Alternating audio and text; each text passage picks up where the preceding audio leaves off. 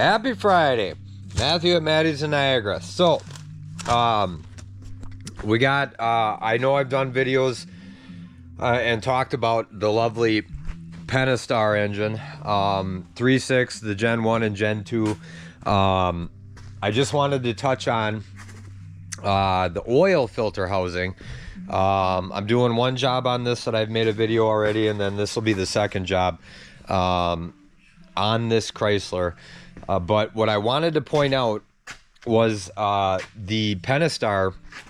People don't realize when you have a Pentastar, the oil filter housing. So we have the lovely piece of garbage plastic from Chrysler. It usually ends up leaking from this front plug that's molded into the piece of garbage housing, because what happens with plastic and all those heat cycles, it cracks, it gets degraded. This baby is located right here in the valley is where that would have sat.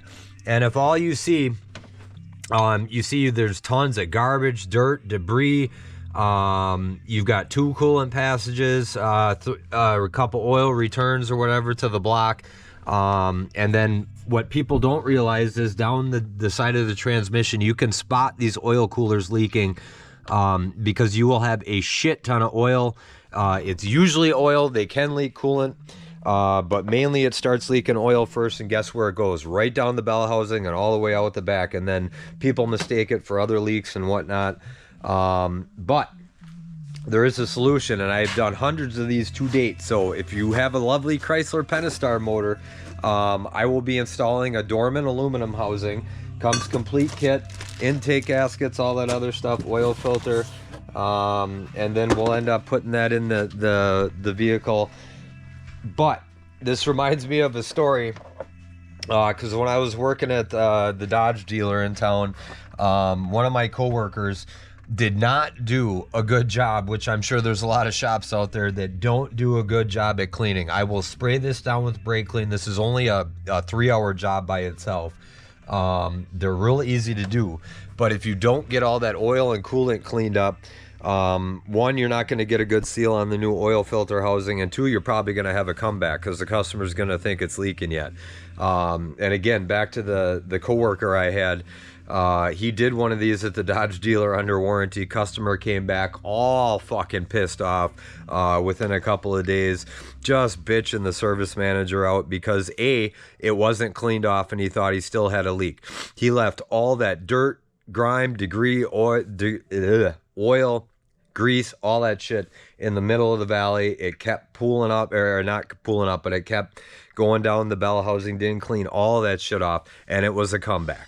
Even though it was fixed, sealed, we had rechecked it, because I think I had to end up rechecking it for him. It wasn't properly cleaned. And I know there's a lot of technicians and a lot of shops out there, they'll just go in there, slam the fucking part in, ship the baby, and guess what? They don't even clean up after themselves. And then you're not going to know if it's fully fixed or not. At Maddie's, I spend the time. Even if it takes me a little bit extra above and beyond labor time, I spend the time to make sure things look proper, degreased, stuff like that, so that people have the perception that it's fixed and fixed right. And again, I test drive everything. So I will be dousing that with brake clean, using my lovely Mighty Vac here, and we'll be getting the rest of that shit sucked out. We'll get that in, and then get prepared for the first video I did, because that shows a lot on these Pentastar engines. So make it a great Friday.